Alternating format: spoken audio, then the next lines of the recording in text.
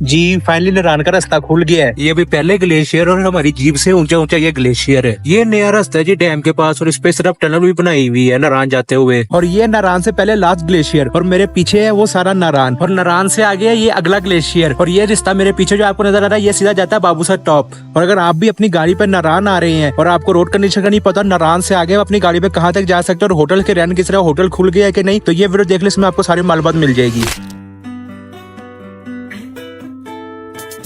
फैसलाबाद से हम लोग इस बार भी टाइम से निकल पड़े थे क्योंकि हमें ऑलमोस्ट 12 घंटे लग जाते हैं नारायण पहुंचते पहुंचते। और इस बार हमने वैसे भी मॉर्निंग में 8 से 9 बजे तक बालाकोट पहुंचना था हर हाल में, पर उसकी भी एक रीजन है, वो आपको मैं वहां पहुंच के बताता हूं। और बालाकोट पहुंच के हमारे साथ हुआ क्या वो भी आप देख के हैरान हो जाएंगे। बाकी मोटरवे पे हर बार की तरह जो हमने हमारा पहला ब्रेक लिया था वो हमारे फेवरेट सर्विस एरिया पे था। जिस जगह से आए थे वो क्यों तुम भूलते हो जाने मन ना मांगे से तू ज्यादा। हमें जिम्मी पे ऑलमोस्ट इस्लामाबाद पहुंचते पहुंचते 5 घंटे लग जाते हैं क्योंकि हमारी जो एवरेज स्पीड है वो 80-90 के दरमियान रहती है। और इस्लामाबाद पहुंच के फिर हम अपना रुख करते हैं M1 पेशावर वाली मोटरवे की तरफ। उस पर मजीद 30 मिनट सफर करने के बाद बोर्ड लगा आ जाता है एबटाबाद हरिपुर का और वहां से फिर हम अपना रुख कर लेते हैं हजारा एक्सप्रेसवे की तरफ।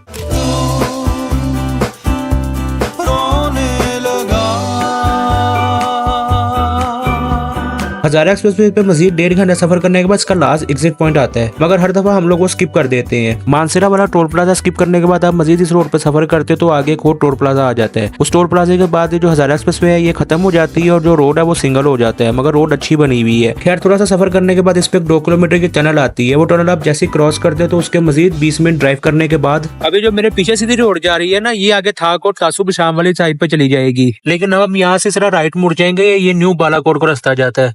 ये रास्ता बेसिकली शॉर्टकट है, मगर हर चीज के प्रोज एंड कॉन्स होते हैं। इसका सबसे बड़ा प्रो तो यही है ये बहुत ज्यादा शॉर्टकट है, आप मानसेरा वाला जो रास्ता है वो सारा स्किप कर देते हैं। मगर इसका कॉन भी है, वो ये है कि एक तो ये आपको ना छोटी छोटी आबादी में से गुजर के जाना पड़ता है, दूसरा इसमें थोड़ा सा रास्ता जो है ना वो खराब है। खराब इन सेंस बहुत ज्यादा ऑफ रोड नहीं है, गाड़ियां हर किस्म की यहाँ से गुजरती है। हमने सीवी भी गुजरते देखी है यहाँ से, आप खुद अंदाजा लगा रहे कि जो ऊंची ग्राउंड क्लियरेंस वाली गाड़ी है वो तो जाती है, लो ग्राउंड क्लियरेंस वाली गाड़ी भी यहाँ से जा सकती है। सिर्फ ये थोड़ा सा पैच है, यहाँ पे थोड़ी सी एहतियात की जरूरत है, अदरवाइज बहुत इजी सीन और ये आपको सीधा जाके BCM चौक से कनेक्ट कर देता है बालाकोट के। लेकिन एक चीज आपने ज़हन में रखनी है कि ये रास्ते पे आपने ना इवनिंग के बाद और रात को ट्रैवल नहीं करना, अब अर्ली मॉर्निंग भी ट्रैवल नहीं करना। 7-8 बजे के बाद आपने इस रोड पे ट्रैवल करना है दिन में, रात को और इवनिंग के बाद इस रास्ते पे ट्रैवल जो है अवॉइड करेगा।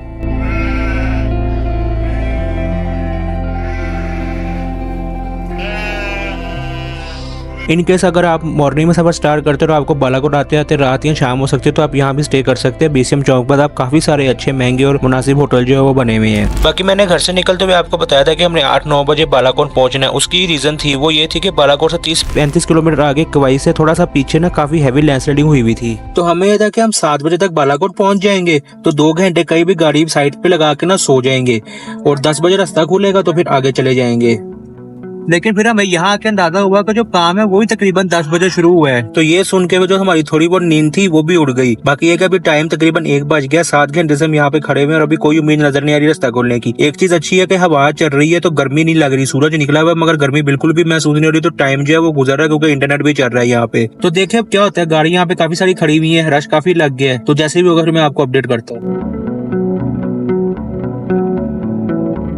अच्छा जी, आपको मेरी शक्ल देख के अंदाजा हो गया होगा कि उन्होंने हमें नारायण तो जाने नहीं दिया। तो अभी टाइम हो रहा है तकरीबन 4:55, तो जिस चेक पोस्ट पर उन्होंने हमें रोका था उससे थोड़ा सा पीछे ये बालाकोट में होटल है, तो हमने फिर यहीं पे रूम ले लिए। हमें ये रूम की जिस तरह का रूम है उस हिसाब से पैसे वो थोड़े से ज्यादा है, 2500 रुपए में हमें ये रूम मिले, मगर एक होटल बहुत नजदीक था, तो सुबह अगर रास्ता खुल जाता तो यहीं से निकल के नारायण चले जाएंगे। तो बस अब थोड़ी देर बाद खाना खाएंगे, सो जाएंगे, तो मैं अब आपको सुबह मिलता हूँ।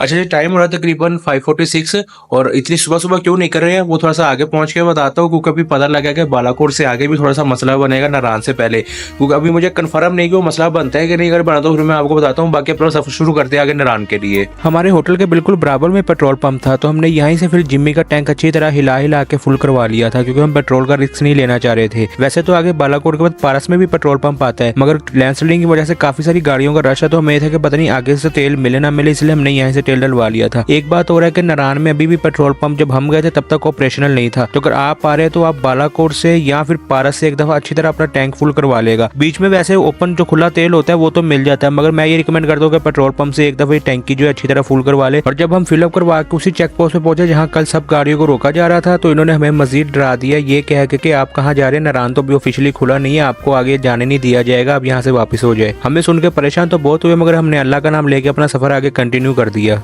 बाकी बालाकोट से नारायण का जो ट्रैवल डिस्टेंस है वो तकरीबन 85-90 किलोमीटर बनता है। और अब बात करें रोड कंडीशन की, तो बालाकोट से मांडरी तक बड़ा वीआईपी रोड बना हुआ है। बीच में मुश्किल से 1 2 3 पैचेस आते हैं, वो भी जहाँ के छोटी मोटी लैंडस्लाइडिंग हो उस वजह से रोड खराब होता है। बाकी मांडरी तक जो है बड़ा अच्छा एस्फाल्ट रोड बना हुआ है, और बालाकोट से मांडरी तक टाइम भी इसी रोड की वजह से बहुत कम लगता है। मोर बहुत ज्यादा, बालाकोट से पीछे कुछ चढ़ाइयाँ, तो वहाँ पे आपने थोड़ी सी एहतियात करनी है। अगर गर्मी है तो एसी का थोड़ा सा देखेगा, एसी चला के वो चढ़ाइयाँ जो है अवॉइड करेगा। अगर आपकी गाड़ी में थोड़ा बहुत इशू है या आपकी गाड़ी एसी चलाने थोड़ा बहुत गर्म होती है तो वो चढ़ाइयाँ जो कोशिश करेगा शीशे खोल के गुजार दे। वैसे भी जब आप बालाकोट एंटर हो जाते हो तो मौसम जो है वो काफी बेहतर हो जाता है। खैर मांडरी से पहले एक चेक पोस्ट आती है और इन्होंने हमें यहाँ पे रोक लिया और हमने सोचा लो सब खत्म, अभी हमें बोलेंगे वापस जाओ, अभी रास्ता खुला नहीं है, मगर ऐसा कुछ भी नहीं हुआ। इन्होंने हमारे CNIC देखे और उन्होंने कहा ठीक है खैर खैर से जाओ, तो हमें थोड़ा सा सुकून हुआ। इनसे हमने पूछा कि नारायण तक जाने दे रहे हैं, तो उन्होंने कहा नहीं नारायण तो भी खुला ही नहीं है, तो आप सिर्फ कागान तक जा सकते हो। और हम फिर से एक दफा परेशान हो गए कि यार ये क्या बनेगा हमारे साथ, मगर हमें अल्लाह पे भरोसा था कि अल्लाह यहाँ तक लेके आया तो आगे भी कुछ बेहतरी होगा हमारे लिए, तो फिर हमने अपना सफर आगे कंटिन्यू कर दिया। बाकी आप लोग ये ब्रिज याद कर ले कि उस ब्रिज के बाद मांडरी शुरू हो जाता है, और रोड का टॉर्चर भी।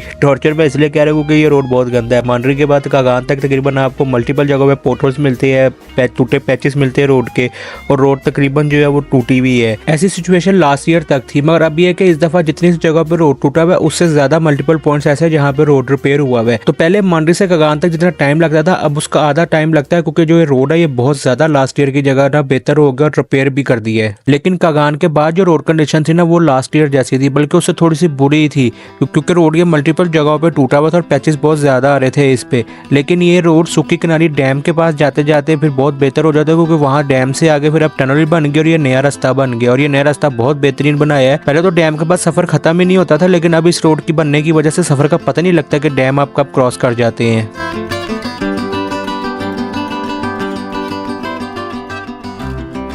डैम खत्म होती हमें लगा कि लो भाई अब तो हमारा ही रास्ता है, अब हम जाएंगे नारायण। 2024 का पहला नारायण चक्कर, और काफी एक्साइटेड हो गए देख के। मगर वो इंग्लिश की कहावत है ना, डोंट सेलिब्रेट टू अर्ली, वो इस दफा भी यहाँ पे सही हुई। हम थोड़ा सा आगे आए तो ये आखिरी चेक पोस्ट थी और यहाँ बहुत ज्यादा सख्ती थी, तो इन्होंने रोक लिया और इन्होंने मुझसे मेरी रिकॉर्डिंग भी बंद करवा दी जो मैं कर रहा था। और इन्होंने फिर मेरा मोबाइल भी चेक किया कि मैं क्या क्या रिकॉर्ड करता हुआ आया हूँ, और हमें लगा था लो अभी हमें बोलेंगे कि बस यहाँ से वापस चले जाओ, आगे नहीं जाना तुम लोगों ने। अल्हम्दुलिल्लाह जी जाने दे रहे हैं। हमें बड़ा डर लगा हुआ था, सुबह में पता लगा था कि ये जो पहला ग्लेशियर आता है यहाँ सेकंड ही जाने देते, तो अब देखते हैं कि आगे नारायण रोड कंडीशन कैसी है। नारायण का सेम सीन है कागान वाला। इस दफा रोड जो है बहुत बेहतर है, पहले जितना टाइम लगता था आपको डैम के बाद नारायण जाते हुए अब उसका आधा लगा करेगा, क्योंकि इन्होंने ये वाला रोड भी जो है रिपेयर की है। सिर्फ स्टार्टिंग में आपको ग्लेशियर्स के पास थोड़ा सा इशू बनेगा, वो मैं आपको थोड़ा सा आगे जाके एक्सप्लेन करता हूँ। बाकी ओवरऑल अगर रोड कंडीशन देखा जाए डैम के बाद, तो जो पहले जितने भी टूटे पैचेस थे वो सारी अब जो है नई तरह से उनपे ना स्लैब टाइप रख के तो अच्छा रोड जो है वो बन गया है, तो गाड़ी को इतना मसला नहीं बना करेगा। अब बस जब तक ये ग्लेशियर पड़े हुए ना तब तक थोड़ी सी एहतियात की जरूरत पड़ेगी, क्योंकि हम थोड़ा सा आगे आए थे सेकंड ग्लेशियर के पास, तो ये गाड़ी इस तरह सेंटर में बिल्कुल फंसी हुई थी, और ये फैमिली थी और ये ड्राइवर जो था भी लोकल। तो अगर लोकल की गाड़ी फंस सकती है तो आप हिसाब लगा लेगा जो हम लोग बाहर से जाते हैं तो हम लोगों के फंसाना कितना आसान है। ये है कि यहाँ पे जब तक ये ग्लेशियर पड़े तब तक ही मसला, मगर एक दफा जैसे ये ग्लेशियर पिघल गया ना तो फिर बहुत ईजी सीन हो जाएगा। और जितनी तेजी से ग्लेशियर पिघल रहा है उम्मीद है कि ये तकरीबन 1 माह में 1.5 माह में सारा ग्लेशियर जो है ना ये 2-3 जितने भी है सब पिघल जाएंगे। ये था कि ये फंसी इतनी खास नहीं थी, सिर्फ थोड़ा सा आगे से नीचे से बैठ रही थी, तो इसको थोड़ा सा पीछे लेकर के तो हमने इसे कहा कि थोड़ा तेज से आगे लेके जाओ, तो ये गाड़ी जो थी ये भी ना निकल गई। हमने भी 4x4 लगा लिए, हमें वैसे जरूरत तो नहीं पड़नी थी, मगर अच्छा होता है क्योंकि जैसे वो मेहरान जो है ना यहाँ से सिर्फ पानी गुजरे ना तो यहाँ पे फंसी हुई है, तो आप लोग जब आएंगे तो थोड़ा सा ये एहतियात रखिएगा।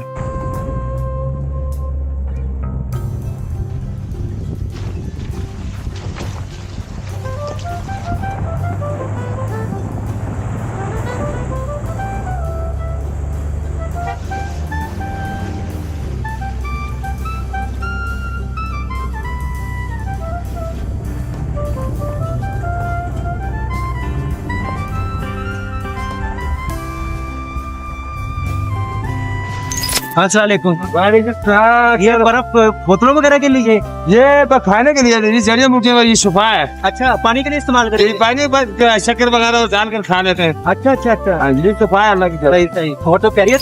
ये नारायण से पहले लास्ट ग्लेशियर था और नारायण से आगे आप कहाँ तक जा सकते हैं अभी अपनी गाड़ी पे, वो मैं आपको थोड़ी देर में बताता हूँ। बाकी ग्लेशियर खत्म होते ही नारायण नजर आने लग पड़ता है और मैं अब आपको अपनी फीलिंग बता नहीं सकता जो नारायण देखने के बाद थी मेरी।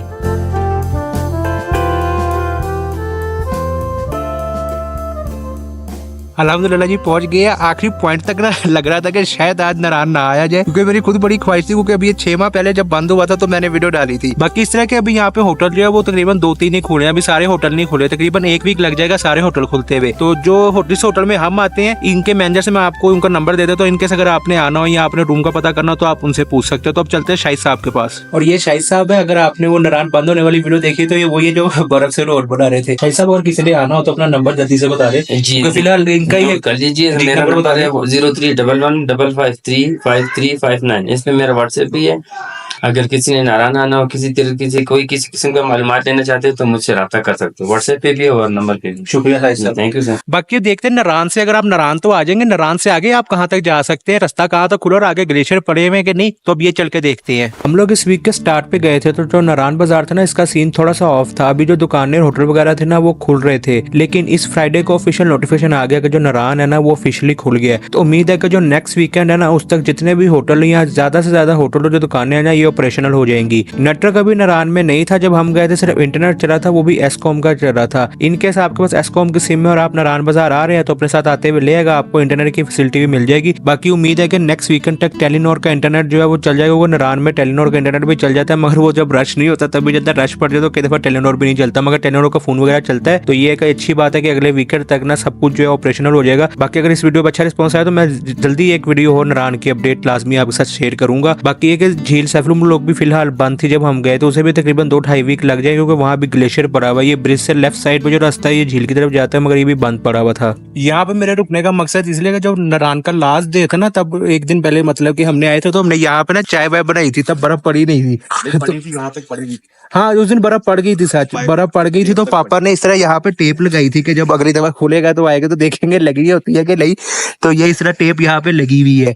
बाकी देखते हैं आगे कहाँ तक जाया जाता है। बाबू सर टॉप कितने दिन लग जाएंगे रास्ता खोलने में, नारायण से आगे कहाँ तक जा सकते हैं। अभी तो सामने ग्लेशियर नजर आ रहे हैं और कह रहे थे कि साथ साथ साफ कर रहे हैं, तो देखते हैं। उम्मीद है बाटाकुंडी तक तो कम से कम खुल गया होगा रास्ता। बाटाकुंडी तो क्या, रास्ता तो अभी सोच तक नहीं खुला था। हम थोड़ा सा आगे आए तो एक ग्लेशियर आया, ग्लेशियर जैसे ही क्रॉस किया तो ये राफ्टिंग वाले अभी आए थे, इनके बाद 2 बोट्स थे। इनसे हमने पूछा आगे कहाँ तक जा सकते, तो उन्होंने कहा 400-500 मीटर तक आगे जा सकते हैं, आगे काम हो रहा है। तो फिर हम थोड़ा सा आगे तो वाकई बहुत बड़ा ग्लेशियर था और इस पे काम हो रहा था। नारायण के बाद ना सोच आता है, ये सोच से थोड़ा पीछे ही है। तो हमें फैज साहब ने बताया था कि यहाँ पे ना फजल साहब नाम के होंगे ठेकेदार है इनके, उनसे पूछ लेगा। हमें था कि शायद सोच का रास्ता खुला हो, लेकिन ये सोच से पीछे रास्ता बंद है। तो अब उनको वो गए हैं बुलाने, तो उनसे पूछते हैं कि कितना टाइम लगेगा बाबू सर टॉप, हम कब तक जा सकते हैं और बाटाकुंडी का क्या था, वहां तक रास्ता कब तक खुल जाएगा। इन बेचारों को वहां से आना पड़ा है, मैंने दी तो इनको तकलीफ ही है। अस्सलाम वालेकुम जनाब, सबसे पहले तो माजरत आपको मेरी वजह से तकलीफ उठानी पड़ी। तो मेरी चप्पल बहुत ज्यादा ना स्लिप हो रही थी। मैंने आपसे पूछना है कि रास्ता कब तक खुल जाएगा। रास्ते का तो अभी हमने आगे ग्लेशियर देखे नहीं। अच्छा आगे और ग्लेशियर पड़े हुए हैं। आगे और है। अच्छा। ये ग्लेशियर बड़ा है जी ठीक है। एक पीछे आपको नजर वो आता होगा देखा वो है, हाँ, सामने जी, वाला। जी जी जी जी एक वो है। सही सही ये हमने 2 देखे, इस पे काम हम कर रहे हैं ना। सही सही सही। इधर से आगे निकलेंगे तो फिर आपको बता सकते, देखने के बगैर नहीं बता सकते। अच्छा सही। चलें, बहुत शुक्रिया, आप लोगों की वजह से रास्ता खुल गया, वरना लोग तो इंतजार कर रहे थे कि कब और बात है। खैरियत है? सब खैरियत है, बहुत शुक्रिया। खिदमत करे ना। नहीं बस हमने वापस जाना है, फैसलाबाद जाना है, बड़ा दूर जाना है हमने।